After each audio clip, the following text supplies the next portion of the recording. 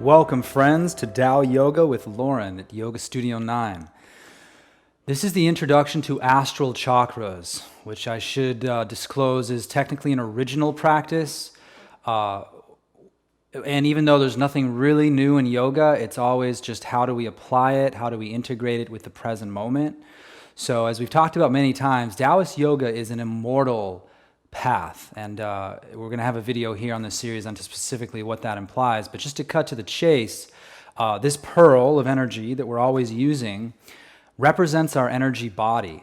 So when a Taoist talks about immortality, we're talking about the immortality of our Qi body, also known as astral body.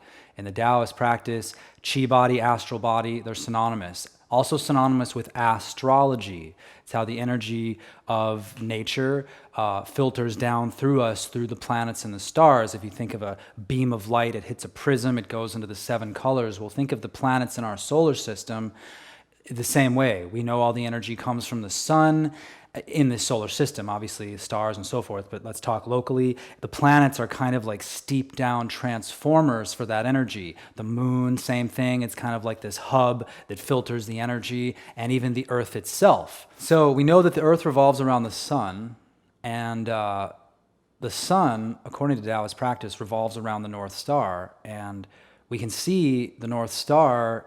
It's the only star in the night sky, which is right above the Big Dipper, by the way. You see the Big Dipper. If you just go right above it, you can see the North Star above that. As if the Big Dipper was a spoon, the North Star would fill up the spoon with light, just kind of a little bit of a diagonal, but basically that's it. That's the only star in the entire night sky that doesn't move, which is how you can tell if you're going due north, by the way, if you're at sea or something. And so every star in the Milky Way galaxy and the whole universe that it connects to that's the functional center, the portal, you might say, for the whole galaxy. It's like, well, let's not just connect with one star, let's connect with the whole galaxy. And that's why they say that the North Star is the portal for immortality, so to speak. So basically, all astral chakras is, just to tell you what the method is, we're going to work with our 7 chakras, 7 prime chakras that we use in most yogic systems. And what we're going to do is we're just going to link our awareness of those chakras with these astral bodies, which in the Tao we refer to as natural deity allies. So the earth chakra will be the earth. The water chakra will be the moon, because it governs all water on this planet. The navel solar plexus chakra will be Saturn, because the spleen, stomach, pancreas is right here, governed by Saturn in Chinese medicine. The heart, the center of the solar system, right? The heart center is the sun. Okay. The throat element, space, that's still space element.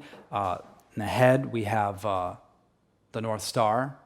And then at the crown, the 1,000-petaled lotus, we have all pole stars. So if the North Star, which is currently Polaris, it changes every few thousand years, there's basically, you're going to connect with every pole star in the known universe via your intention. But we'll get to that. But that's basically what the system is. One other brief mention I want to make before we just jump into the practice on why in this practice, and pretty much all the Taoist practice, why we're using pearls. Okay, what's this business about pearls? Okay, the pearl of energy that you always see depictions of dragons, unless the artist didn't know about it, but 99% of them do. You always see a dragon guarding a pearl. You see in China, in the imperial palace, where the lions, they have their hand on pearls. It's all about the pearl. What's up with this pearl? A lot of implications, but just for our purposes here, what is the earth? What is the moon? What is Saturn? What is the sun? What is the North Star? These are all pearls. So Qigong, language of energy, it's kind of like they say, when in Rome, do as the Romans do. If you want to access the energy of something, it helps to speak their language. So by forming your energy body into a pearl, and this is interdimensional space, by the way. It's like, oh, well, how can my little personal center of gravity merge with these larger, the earth is huge, right? Because it's interdimensional space. This was our original cell. The navel, behind the navel, you have the umbilical cord, the whole body spiraled out from there. So that's why you're focusing on the Dantian, the original energy there. We talk about the original spirit, the Shen and the heart. Well, the original energy is in the lower Dantian. So we're returning our original energy to the source. I mean, basically, we're going back, and we're connecting this this center, this original cell, this pearl, to these larger and larger pearls. So basically we're just making it, we're fashioning it in the way that we want it to look at, like fake it till you make it, right? So just a little soundbite on why we're using a pearl. It's perfect symmetry. I mean, there's many implications of the pearl. You see it all over the Kabbalah, the 10 Sefirot, and on and on and on. It's all about pearls. So that'll be very, very helpful for this. I mean, what is a chakra? They talk about wheel of light. Well, what is a three-dimensional wheel? It's a pearl. It's a sphere. All right. So bottom line, one last time, the practice, and we'll cut right to it. We have 7 centers. We're going to have 7 astral bodies. The earth at the earth chakra, the moon in the sex chakra, Saturn at the navel center, sun at the heart. The space is element in the throat is still space. Okay, and I actually want to give one quick soundbite as to why we're doing that. So you have all this intense heavenly spiritual energy coming in from the crown, kind of like our antenna, and you have all this intense physical vitality rising up from your body, and then you literally have a bottleneck.